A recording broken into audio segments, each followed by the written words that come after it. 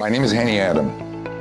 I'm the CEO and founder of Pyramine Investment.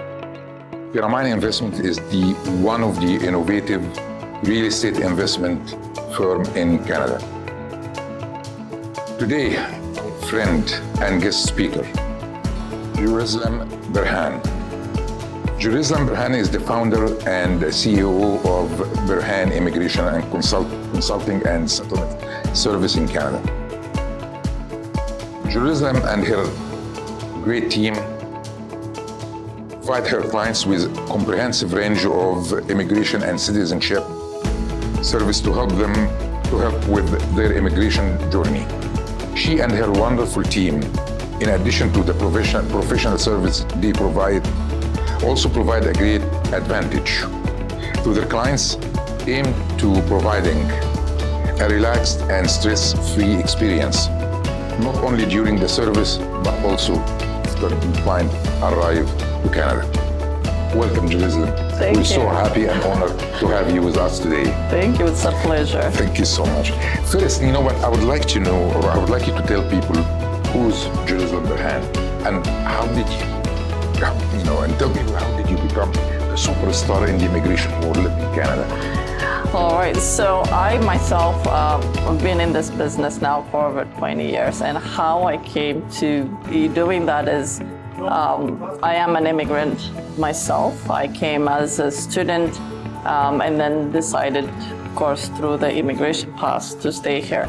During my schooling, I speak different languages, so I worked as an interpreter, which allowed me to work with newcomers through the court, through the immigration sectors, and then from there, my career went to assisting international students, whether with the university as an employee, and also as a non-profit organization that brought a lot of refugees funded by the federal government. Yeah, so that kind of piqued my interest.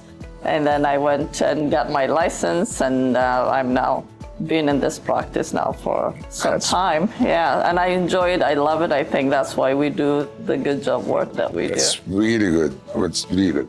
You know, people always ask which program or, which is the right immigration program for me and why. That's a good question, Hany, because Canada is a great country to begin with, and they have over 100 immigration categories, believe it or not. Wow. 100.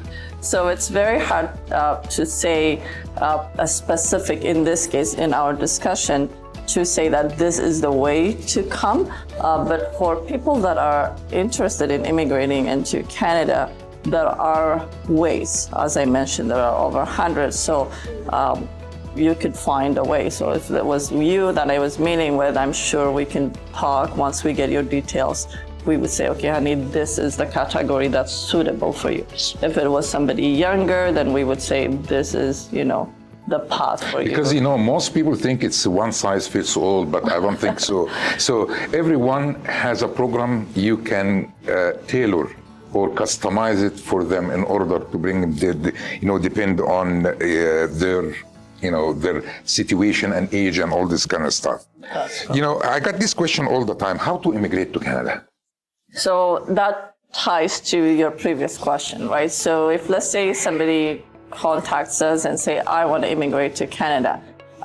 Let's say somebody who just finished high school in their 19, 18, and we say, okay, maybe it's the study permit is the path. We got contacted by someone who's been in the business, who's been working for a long time. If the business path is the way, then we advise them through that. And some people, they can come through the direct work permit. So each case is very different, but there is a way. If they meet the criteria, there is always a way, yes. Sure. So, that brings me to my next question when you said, if somebody 19, 20 and just graduated from high school, he can come. So, that would, how can, because I always got this question from friends, how can my son or my daughter come to study to Canada? That's a good one. So for a study permit, as long as, so let's say we'll pick student A. student finishes high school and they want to come to Canada to study. Few things we ask. What is it that you want to study? Is it your interest? So when they're coming right out of high school, they can pick any program because, they can choose what they want. But and then finance. Can you afford the payment? Is it your parents that are paying for it, and can they afford it? And what is your plan once you come here and student? And most of all, why Canada? Why can't you do the same schooling in your home country? Which is so really you important. have to convince the IRCC that this is why I'm coming to Canada, and most of all, that I will go back to my home country at the end of my studies. So it depends. And yet, on that note, if it was someone who has already done their BA or have worked and now they want to come to Canada, we ask them, the study that they want to do here in Canada, is it linked to what they did before and what they want to do? Doesn't mean they can't change careers, but it has to make sense. Gotcha. But yeah, they can send their kids. The last statement might, answer my next question, which is how the middle age come to study to Canada. Like if I have a bachelor degree in science or in accounting, and I want to study in Canada, but I'm 40 years old, 45 years old, would that be possible? It is possible, right? So they just have to, we have to remember that it is the immigration officer that we're presenting this to. So when you say that you want to come here and study and you have your work experience and you've done your education, okay, are you coming for a second master's or the PhD, and your linkage to the universities that are offering you those admission, right? So as long as you have a good study plan, as long as you can explain how that will benefit you when you go back. So I always say to people, show me the job list. If let's say you came and learned this in Canada, when you go back, is your salary gonna go up? Do you plan to open your own business? What is it that you plan to do when you go back to your home country?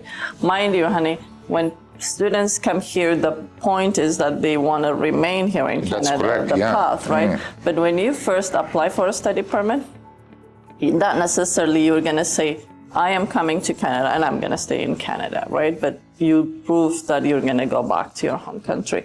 But yeah, as long as the solid information is there, yes, there is a possibility. That would prime my next question, which is like, if I'm on a student visa, like if I have a client, and this client reach out to you and you were successful, get them a student visa or a study permit, whatever. So how can you change his status in the future and get him like a permanent resident status? Yes. Would you be able to do that? Yes. So the good thing about the study permit path is when the study permit first is approved and they come here in Canada. So if their program is 1 year, then the government, they're eligible to apply for a postgrad work permit, we call it, after they finish their studies. If they went to school for 2 years or more, then they get a 3-year postgrad work permit. This postgrad work permit is given only once. So I usually suggest to my clients, please do take at least 2-year program, because that way it gives them a 3-year postgrad work permit. Then once they finish that, they have an opportunity to work for 1 year, which actually leads them to becoming a permanent residency through certain path. Awesome, awesome. So I believe, when somebody comes on a student visa, he has to pass what they call IELTS. So what's the IELTS? So IELTS is an international English language testing system. So there is also not only IELTS, but there is also CELPIP. It's 2 English testing that they can take. So with this international students, it's not necessary to do the IELTS or CELPIP. It all depends on the schooling. So if, let's say, you apply for, we pick Fanshawe College, the program that you apply to is what determines if you need IELTS or not, coming as a student. Coming as a student. So it has nothing to do with the immigration process. It's only when a student, you have to follow what's the IELTS for, the university or the college you're going to admit to. Okay. That's correct. That's so I always hear, and people ask me about that. They think like, since I live in Canada, I am aware of everything. So they said, oh, can I use the Express Entry program? What's the Express Entry program? Express Entry is a lottery system that the federal government has created, which has three kind of categories. So there is the federal skilled worker, the federal trades class, and there is the Canadian experience class. So they've created those to kind of retain, either bring people that have the work experience from overseas and they want to bring here for the economy, development and things like that, or the skilled, the trade skilled, or the Canadian experience class. So it's a lottery system. It's a kind of a skill-based, and then if you get nominated, that's a path to permanent residence. So people get nominated first for the Express Entry and the chosen by lottery system. So has nothing to do, as long as they meet the qualification for the Express Entry, stop over there. So I'll give you just quick examples. So let's say if it is a federal skilled, as long as they meet the criteria, their education level, work experience, English level, things like that, they can create the profile. Correct. So they are ranked based on age and all this, their education. If they meet, let's say it's 490 and the government decides to pick federal skilled workers, then they can apply. Once they get the invitation to apply, then they can submit their application for permanent residency. The same goes for the trade. So the trade is they have to have 2 years work experience within the 5 past years. But their English level for the trade is 5, it's less.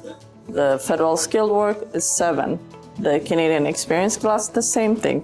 That one, the Canadian experience class, is for people that are already here in Canada, international students, or people that have gained that 1 year work experience. So it's each one goes into deeper and deeper. I know it's not, as I said, at the beginning, I know it's not just an easy, or one size fits all. It's most, people need to rely. That's I always, say to people, you need to rely on the subject matter expert in order to, because everything and the information is out there.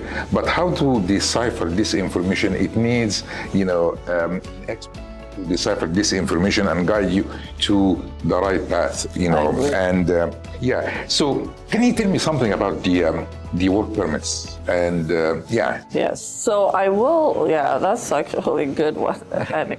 Ask a good question. So the work permit has also. If I start with the international student, so if the international student is married, then the spouse will be eligible to come and on open work permit. Open work permit, yeah. And vice versa. And another work permit is, let's say if I have a company and I need employees, and I cannot find any permanent resident or a Canadian citizen, then I could hire somebody, which I have to go through the LMIA process, which is the labor impact assessment, and prove to the government that I cannot find any Canadian citizen or permanent resident. Then they would give me that number where I can bring someone from outside Canada who is qualified to do the job on a work permit. So that's what we call LMIA required work permit. Another work permit would be as a self-employed. Correct. So they can come if they prove that they have this business they want to open to. Again, that goes into much deeper. Then they can apply for a work permit to be able to do the work until they get to become permanent residents or they apply for permanent residence. So it has different. There is also an LMIA exempt work permit, right? Where they can just apply for a work permit as long as they prove that they can contribute, again, business owners, they can contribute culturally, socially, and economic significant. That's a really good one because lots of my friends, especially in overseas, they already have some money. And with your help, you can attract these people and get the exemption from the government assessing program in terms of the work permit, so they can come as an investor, inject some money here in an existing corporation or a newly initiated corporation. Then they can start their own life here. And when they have a work permit here, they can easily, after X amount of years, is they prove themselves and they prove they hire somebody from here, from Canada, as a full-time or 2 part-times or whatever. They can change their work permit into a permanent resident status. Am I right or wrong? Yes. So Canada does have different paths for people that want to invest or come to Canada on a business. There is the provincial, there is, again, the ones that want to open a business that's an existing business or a new business, and there is also the startup one. Again, it's assessed by each case by case. Yes. But yeah, that's doable. Speaking of work permit, Jerusalem, what's the C11 work? So the C11 work permit, it is an administrative code, right? So if you are a business owner, if you are self-employed, and you can prove to the government that this is me, I'm opening this business, which is can be a significant contribution to the economy, like I said, socially, culturally, and economic. You say that I want to come now, and then they will give you that's an LMIA exempt. So you can practically apply for that work permit without needing someone to go through the LMIA process. So it's kind of an administrative code for someone to apply directly to the work permit, but then they have to meet certain criteria. Yeah. Awesome. Thank you so much. Okay, so let's take, the immigration from a different angle. Yeah. The investor, okay? You know what's going on in the world right now, where before COVID, we just recovered from COVID, and now the war, between Russia and Ukraine. Lots of people who already have, money, they need to invest in a safe and good place where they can get a really good return on investments and at the same time live in a good and safe place. So people always ask, why Canada is a great place for business? Oh, that's because Canada has, like I said, it's a great country in so many levels. Economically, safety, and most of all, we're so proud to have our free healthcare, and it is worth investing. And most of all, Canada wants the economy to grow.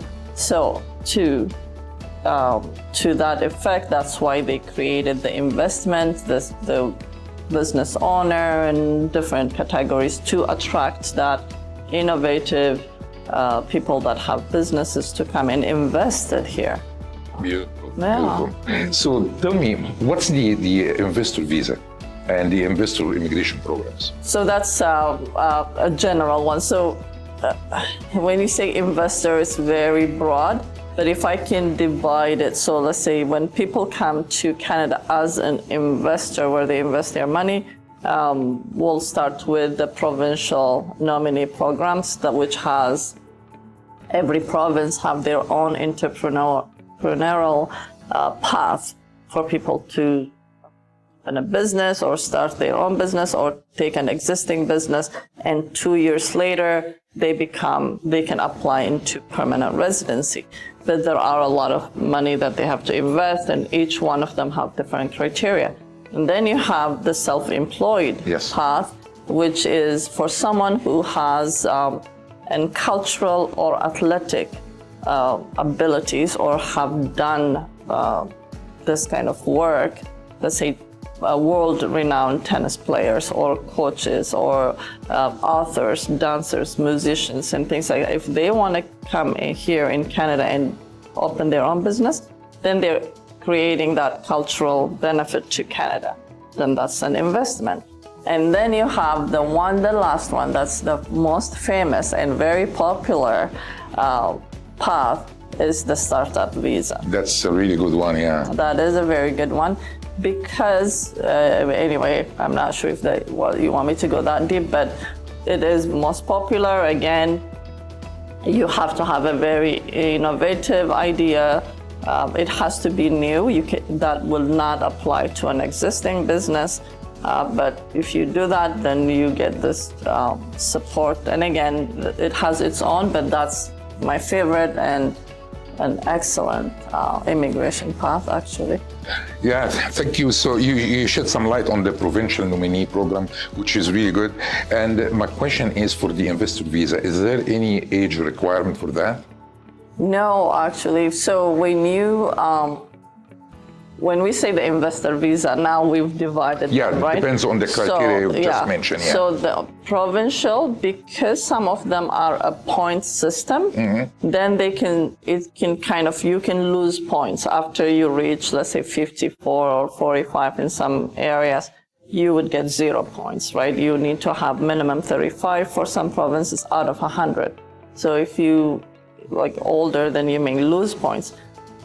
For, let's say, self-employed, there is no age. For the startup visa, there is no age requirement. So really, case by case, yeah. Okay, so when investors, because they keep asking me this question, can I bring my family if I'm on an investor visa? Yeah, actually, that's why I think it's the best one is, let's say you have a company that you want to open here. Okay, we'll just sum it up that way so it's very clear to people. So you, Hany, want to come and open a business here, and you have business partners. You can have up to 5 business partners. All these 5 of you can actually bring your family members. When you submit the application, you all can submit the application together. Not only your family member on this one, you can also bring other families because they are your business partners. Again, we're just covering the top. Yeah, of course. Yeah. Then, so yes, to answer your question, you can bring your family with you. Yes. Are there any work experience requirement for investor visa? So now, are we focusing on the startup visa? Well, because startup, I believe, is not going to be applicable to too many people, correct? Because you said, you might be like a musician or... No, that was the self-employed. Oh, I'm sorry. I got confused. Yeah, startup visa, yeah. The startup visa is the one that you want because so you don't have to have a work experience or anything. So, for example, you've never done anything, but you have this great, very innovative idea, right? And that's all you need. So when we talk about very innovative idea, give me an example, for instance, yeah. So actually, I believe, again, I could be wrong, but I believe skip the dishes is how it started, right? So it doesn't have to be that grandiose, but if someone has an idea, so let's say you come to me and say, Jerusalem, I want to immigrate to Canada on a startup visa. Then the Canada has this designated entities. So venture capital, angel investors, and business incubators, okay? So what the government says is, okay, Hany, then we'll tell you, okay, Hany, we need to get a letter of support from one of these designated entities that the government had put aside. We would then present your ideas to this one of these 3, either angel investor, venture capital, or business incubator, yeah. Incubator. Then they take your idea and they go, yeah, this is a great idea, we'll invest in it, right? Each one of them have their own criteria.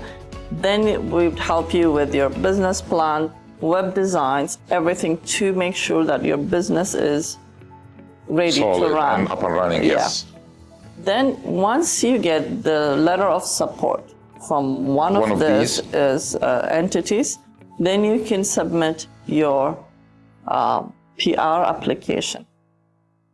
The best thing about this category is the only funding you need to show is your own kind of financial support for your own. So let's say if you're a family of 5 or a family of 4, then the government has a table, which is the low income cutoff, saying that, honey, for a family of 4, let's say 25,000, this is how much money we need to see. This $25,000 cannot be a borrowed money. It has to be your own money. But that's all you need. It's right? really good. So that is why it's a great one. You don't have to have a background work experience. You don't have to. You just have to show that you will, once you become a permanent resident, you can do this business. Yeah. Is there any education requirement for that? No. No. No. I get asked actually sometimes. They go, "Oh, I am a housewife, but I have this great idea. Can I?" Yeah. Good. And how about the language requirement? So the language requirement for that, I believe, is 5. 5 which is not, which is not a it's lot. Not grammar. And, I'm not sure if I should say this, but CELPIP is easier. So if people have difficulty doing IELTS, they can do CELPIP, which is... It's easier. Beautiful. Let's move to our next question. Can you give us some figures, in terms of how much money people you need to invest to qualify for the investor visa or visa? You mentioned about the visa, about the nominees programs and stuff. Yes. So the provincial nominee has, as I said, It's all of our from, provinces.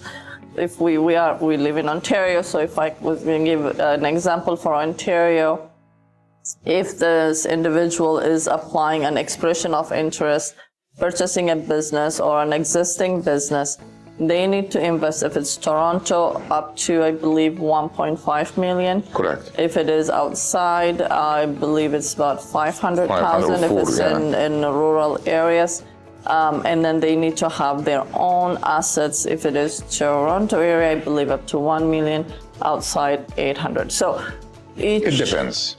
In some province, let's say Manitoba, would maybe ask for 400 and 200. So it varies, easier, right? Yeah. So I know. So people must reach out to you in order to get, the exact figures and the exact number and, the exact requirement. I would suggest, guys, you have to reach out to our good friend Jerusalem in order to, get the exact figure and the exact requirement. So my next question would be, what's the intra-company transfer? Intra-transfer company, yes. So, for example, if there is, as part of a trade agreement that Canada has with other countries, right? So the NAFTA, we used to call it. So if there is a company here, let's say an American company, and they want to there is a Canadian company, but they also have a US company, and they want to bring an individual to come and let's say set up some computer equipment that's specialized and things like that, then they can bring that individual on that, which is a C12, a work permit, through the intra-transfer company to come and work here for a period of time. Just a period of time, not...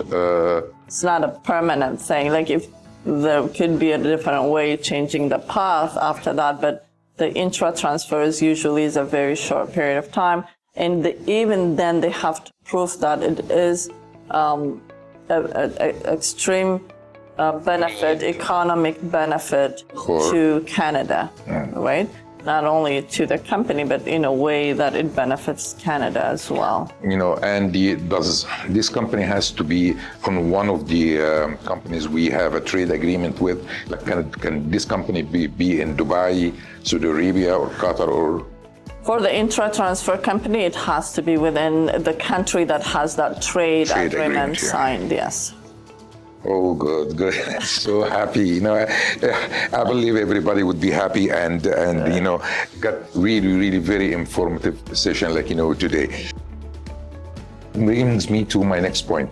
Lots of people got scammed, especially when you read here and there about the immigration consultant offices overseas or in the Middle East or Europe, or whatever it is. And people post lots of scam, whether it's ad or paid ad, whatever it is. How people make sure when they deal with an immigration consultant firm that it's a legitimate firm, they can, and this firm can serve them very well in honesty and integrity, and as well as finish their file nice and on time. And the immigration consultant, him or herself, will look at the file and says, well, this is no, yes, this is yes, or this is maybe. So how people can trust the immigration consultant? Yes, no, that's actually a good question, Hany, because that seems to happen a lot, especially overseas, but not only overseas, even here in Canada, as you mentioned. And actually, just not long ago, I had a webinar on ghost consultants and how people to recognize what is true information and what's not. We should share this webinar. Yes, for sure. Yeah. Yes, I'll be happy to. And what it is that to our regulatory body, so we're licensed, right? Correct. And we have a regulatory body. Anybody can go and check on that website. So for example, I'm telling you that I'm an immigration consultant and we're doing this. Anybody who is interested to check can go into that website and say, okay, put my name, and then it will come up. And also would bring if you have any disciplinary action happen, or if my license has been suspended before, or if it is even temporarily suspended, any of the things like this, they can check. It is available there.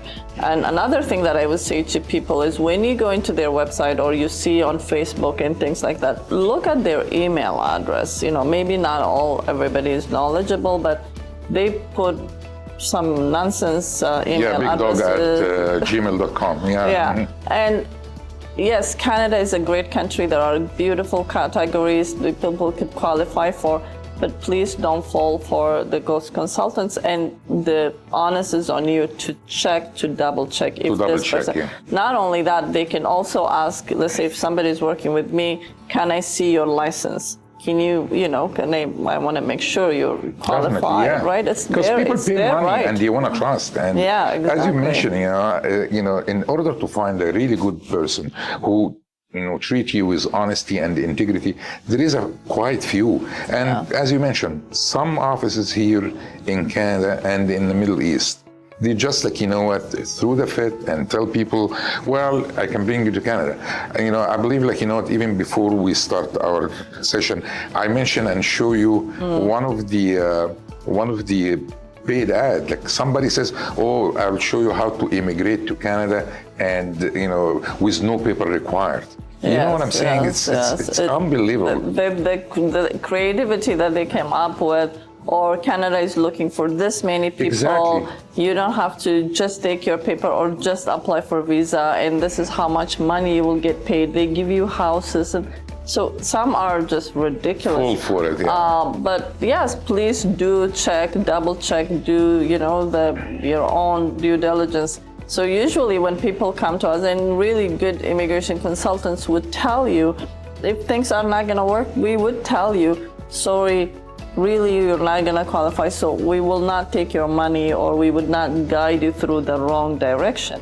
But those consultants, they will take your money, and the problem is you won't even find them after that. Oh, of course not. When you're working with the regulated and licensed immigration consultants or lawyers, what happens is if you're not satisfied with me, there is a process for you to bring in a complaint, try to work with the individual. If it escalates, there is the regulatory body where you can take your complaints, right? So we're there. We're risking our license to provide a proper advice. So, which is really good. That's why, by sitting with us today, it's first, thank you so much for all this knowledge, and we really appreciate all, the insights you put to this session, and to help people and train people, and the most important, to show people how to deal and how to eliminate the scammer from the real people. Yeah. Yes, from So, real help. Yeah. thank you. So let's talk about Berhane firm. I know you're doing an immigration consultancy, but you're not stopping there. You have a settlement service. Yes. Okay. Yeah. So when you talk about the settlement service, so you are not just kind of person who, oh yeah, let me process your paper and goodbye. You're done, No. yeah. So you're taking care of the person from the minute he thinks that I would like to immigrate to Canada until he's settled here in Canada and start his own new life. And you do maintain this relationship for many and many and many years after. So, tell me about your settlement service. Yes, so we provide a very holistic service. So from the time that the individual contacts us, we take them through their immigration process. Once they're ready to immigrate to Canada, we check with them, okay, do you find the place? Do you have a place? If they say that they want to purchase right away or they want to stay at a certain place, we assist them. We have a great team where we can find them. If they need a pickup from the airport, we arrange that for them. And we're always on the phone with them at the airport to make sure that they've passed the border. Not only that, once they arrived in Canada, we go, okay, this is how you apply for your social insurance number to be able to start working. That's really good. Your health because benefit. People come here, they're lost. They don't know how to start. Yeah. And if you have like a checklist for these people Yes, and you help yes. them and you put them with subject matter experts Yes. to finalize all this paperwork, you make their immigration experience easy and happy. Yes. And happy for them, not to I don't know what to do. Where did I start? How can I find a place to live? I have kids. I want to put them to school. How to apply for a social number or health card or all this stuff. Because trust me, when people, I experienced this myself 25 years ago when I came to Canada. I don't know where to start. You go and apply for OHIP card or health insurance card.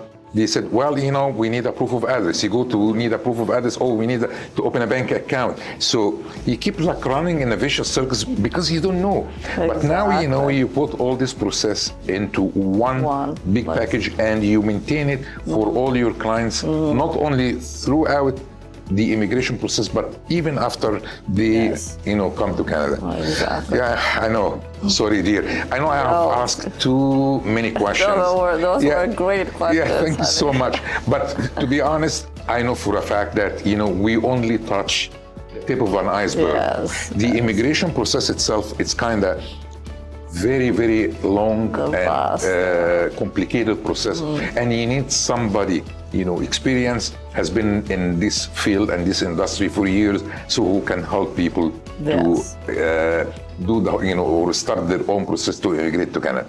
So can you tell people, how do they reach out to you? Yes, so we will be sharing our contacts, but they can email us the best way, or they can go into our website, and we have an intake form where they can complete their just few questions there that will help us to kind of pre-assess an individual, and after that we guide them to book an initial consultation. The process, we make it easy. It's on our website. They can either book half an hour, 1 hour, and then we meet with them and we go through the details of all of that information. Beautiful. And of course, you guys, we're gonna put Berhane Immigration and Consultancy Service and Settlement Service. We're gonna put their information, at the bottom of the screen. Also, we discuss. You said, Hany, when we meet offline, you said, Hany, I have a gift for you, and I was so surprised. So Berhane was kind enough to actually, to give me 2 gifts. First gift is she was kind enough to run a webinar. We're gonna announce it later, yes. For 1 whole hour where people can hop in the program and ask Q&A. Yes. Q&A question for 1 hour of her time, or for her valuable time, to answer all these questions for people who are already interested into immigration to Canada. Also, the second gift, she said, Hany, I want to dedicate, I'm going to dedicate, a 15 free consultation just for you and your people who already watched this webinar. We're gonna announce it, okay? And please, guys, use the word Pyramine to benefit from this code. It's only for the first 15 clients who are gonna reach out. For people who already gonna pay for her, consultant fee, this fee is already including into the package. So you ask her, you consult with her. So charge X. This X comes out of the full package. So consultation would become free. But just what, we don't wanna. She doesn't want people to take off her time because she appreciates the value of the client. She appreciated the value of time for her client, and she needs to maintain that, and she needs to maintain integrity. So as I said, if you have any question, you can reach out to Jerusalem throughout the information at the bottom of the screen. So finally, thank you so much for watching, and I hope you guys have a great information and benefiting from this interview. I would like to thank you, Jerusalem. You are the bright star in immigration, seriously. And you are not only a very, expert and knowledgeable in your field, but you're really such a really good friend. And I'm not saying that because we are great friends, but also people would know when they reach out to you how friendly you are and how helpful you are and how treat people with honesty and integrity, which is in this industry. From all the horror story we keep hearing every single day, guys, this lady is a really gift to you. Trust me, this is a really gift for you. Thank you, and it's my honor. I'm extremely honored, and I look forward to working with more prospects, whether it's business or any other prospects. So thank you so much. Thank you so much. Great. Thank you so much. This is Hany Adam, founder and the CEO of Pyramine Investment. Check out our website for more information about how to invest in Canada, how to start your own life in Canada, and how to build a career and how to, build wealth for generation. Thank you so much, and see you on the next episode. Thank you.